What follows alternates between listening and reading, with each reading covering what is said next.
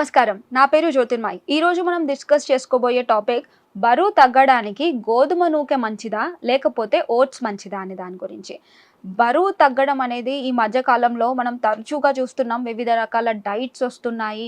ఇలా diet plan చేస్తే బరువు తగ్గుతారు. ఇన్ని రోజుల్లో ఇన్ని కేజీలు బరువు తగ్గుతారు. ఇలాంటి వాటివన్నిటి గురించి మనం చూస్తూ ఉంటాం. అసలు హెల్తీ వే ఏంటి బరువు తగ్గడానికి? ఎలాంటి డైట్ ఉపయోగించుకోవాలి? ఓన్లీ లిక్విడ్ డైట్స్ వాడితేనే మనకి బరువు తగ్గుతారా? లేకపోతే ఒక హెల్తీ బ్యాలెన్స్ డైట్ తీసుకోవాలా? సో, ఇవన్నిటి దాని గురించి పక్కన పెట్టేస్తే ఈ మధ్య ప్రతి ఒక్కరి మైండ్‌లో వచ్చేదేంటంటే ఓట్స్.